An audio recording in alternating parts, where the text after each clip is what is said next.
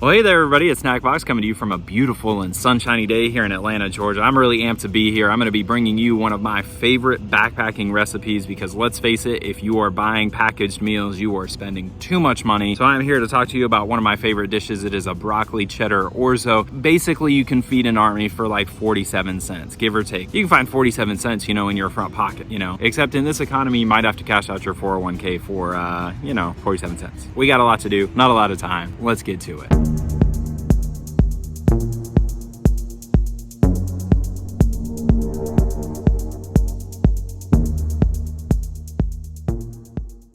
All right, so here's the deal, everybody. This is a 2-ingredient recipe for those of you in my audience who are vegetarians and those of you who want to dress it up with a little bit of carnivorous action. We've got a little bit of bacon to put on top of it, so 3 ingredients max, unless you count water, which is 4 ingredients, and if you count water, fine. All right, fine, I get it. You're better at counting than me. That's fine, but we're still under 5 ingredients, so that's pretty good to go. At the very end, I'm going to show you some of the ways that you can doctor this up to make it even better with a couple of extra ingredients, should you choose. Don't have to, of course, never have to. Make food the way that you want to make food. What's that saying? Pursue love and cooking with reckless abandon. I think that means you're supposed to cook while you're jumping out of an airplane. I don't know. Here are the 2 ingredients. You're going to start with some orzo pasta. Some people will tell you that orzo is Italian for the word barley. This might be true. I like to think that it was originally zo was the name of the pasta. So people would be like, hey, do you want spaghetti? Orzo. Spaghetti orzo, and people would be like orzo and think they're funny telling dad jokes in Italy, and then eventually they just kind of merged it and made it orzo. That's where I think it came from. Believe what you will, believe whoever you will. I don't know. I'm not a historian, I just know what I know. And then the second ingredient here is broccoli cheddar dried soup mix. This is something you might be familiar with if you're a backpacker anyway. You can also use this with mashed potatoes in a very similar way. So if you don't have orzo pasta available, you can use mashed potatoes, you can use couscous. There are a lot of different ways that you can do this. So just grab yourself a bag of this. With all of the ingredients that I'm going to list today, I'm going to put a link below, so if you want to try this out at home, go ahead and pick some up, test it out. That's the cool thing about fall, is that a lot of people have to get back to work and have to come off trail to do whatever, like me. This is a great time to test out some recipes for your next big adventure, like maybe the Superior hiking trail, maybe the long trail in Vermont, maybe you're gonna follow my footsteps and do the Colorado trail or the John Muir trail. Whatever trail you are planning to tackle, now's the time to start testing out some recipes so that you don't have to test them out on the trail. What I have here is not your traditional camp stove. This is just a regular stove. It's very similar to the Colemans that you probably grew up on if you went car camping in the past. This is just a stove. I picked it up at the local Asian market. If you have one around, you can grab these for like 20 bucks. And if you're thinking of a good car camping stove, this is just bulletproof. And even if you do end up accidentally shooting it and find out it's not actually bulletproof, you won't care because it's only 20 bucks. And that comes with its first canister of fuel. Really nice to use, self-igniting. It's terrific. I have my GSI Dualist pot I'm going to be cooking on today. You can do this, of course, in any of your pots, but I personally love this one. I'll leave a link below. If you are somebody who hikes with somebody else, this is the absolute best pot that you can buy. I love this, and I actually buy it for gifts for people. I just love this one. I think it's really terrific. You're just gonna see the pot today, but it comes with a couple of other accoutrements.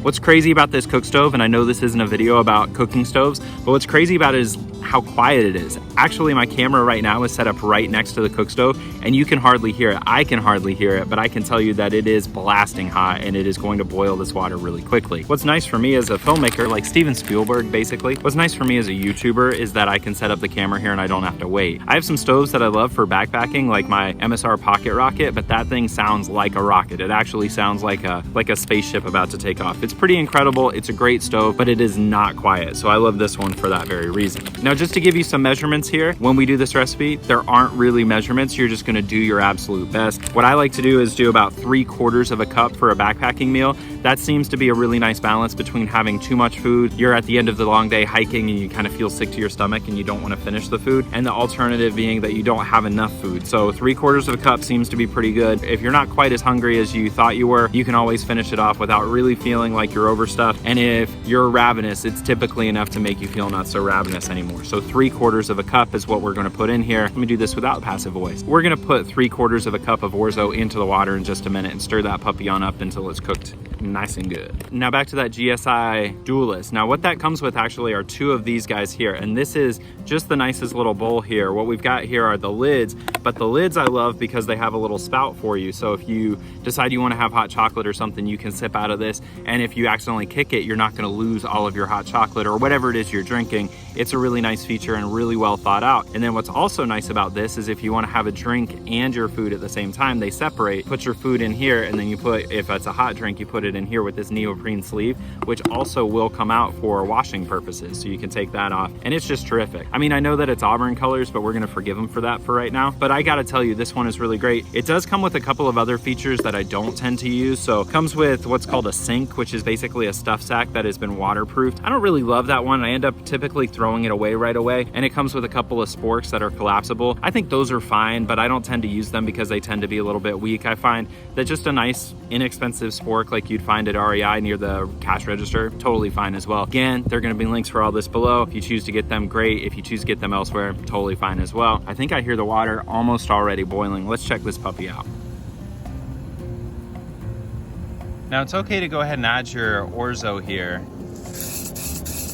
You can add it while it's still not quite boiling. I know this is not necessarily what they would do on the food channel. When you're in the backcountry, you want to save fuel as much as possible. So basically what you want to do is just add the Orzo. Be sure you stir it. This is especially important the smaller the pasta. Sometimes the bigger pasta you can get away with not stirring it quite as frequently, but with the smaller pastas like the Orzos, maybe the couscous, those other smaller pastas, you want to make sure that you're stirring them a lot or else they tend to stick together. It's not the end of the world if they do and you forget. Don't beat yourself up about it. You'll just end up eating big clumpy pasta. Let's be honest. It's 2021, 22. I don't even know what year it is, but I know that it's been a rough enough year that if you're complaining about eating clumpy pasta, then you got your priorities out of whack completely, especially if you're eating that delicious clumpy pasta in the middle of a beautiful area out in the middle of nowhere.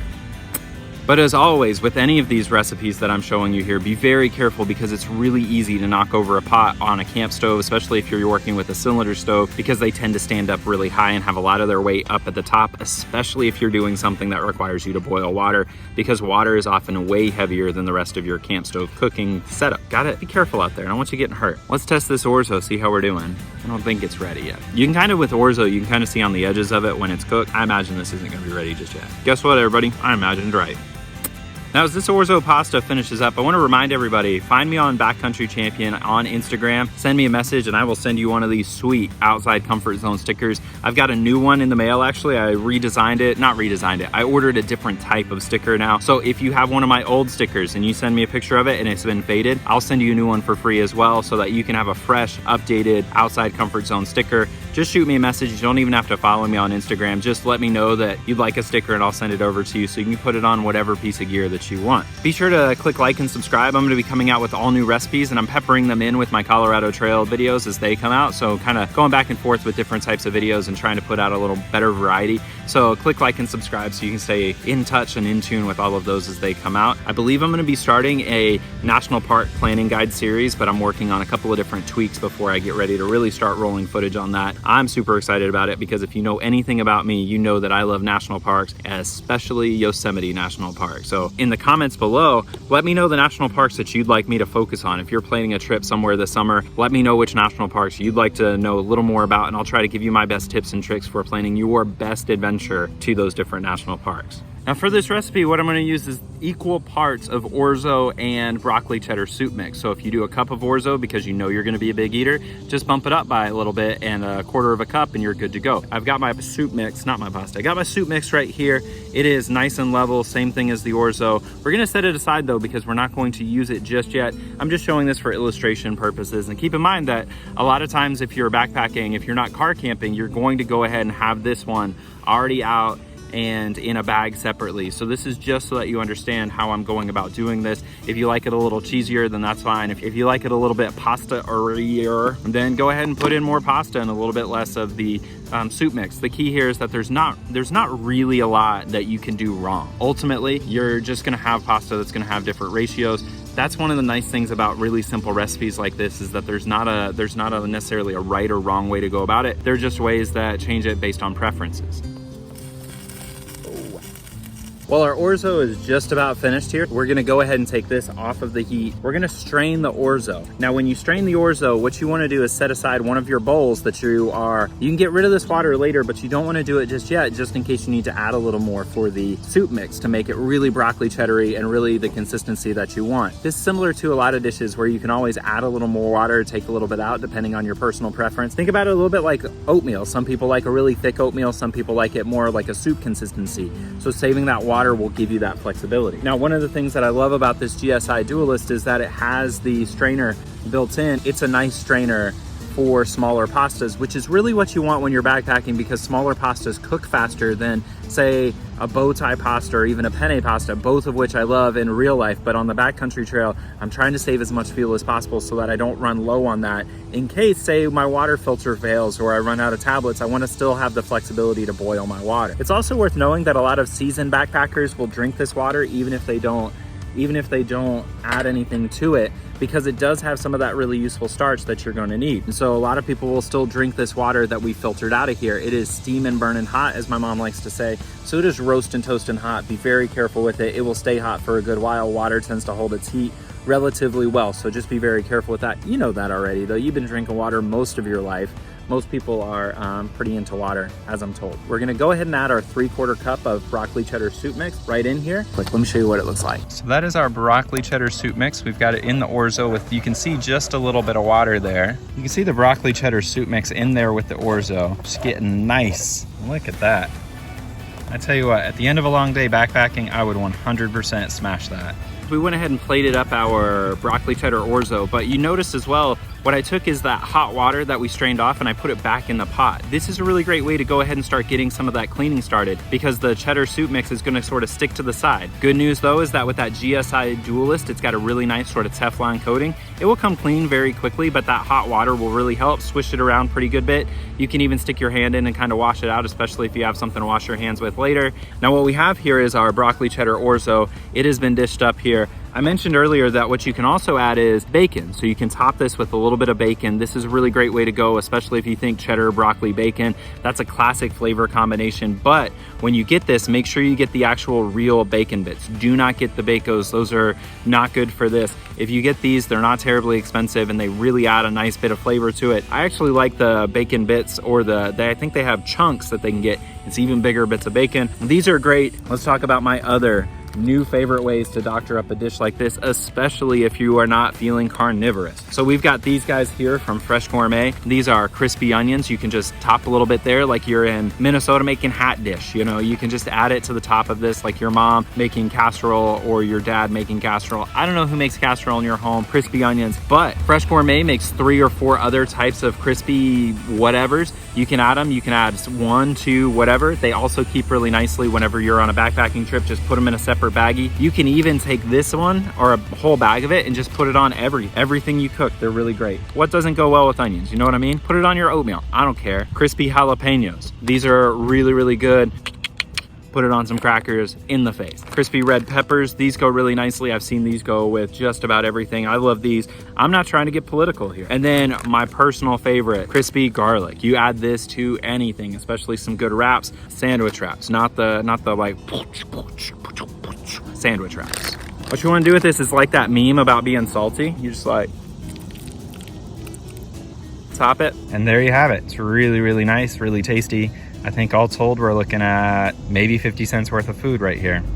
So that about covers it, everybody. I hope that you'll give this a shot. Let me know if you have any recipes or any changes you'd make. What about additions you'd add to this? I don't know. I want to hear it. I do. That's real good. I could see myself eating this like, you know, everywhere. That's it, everybody. Hang in there. Appreciate you stopping by. Hope you're doing well. This Snack Box out.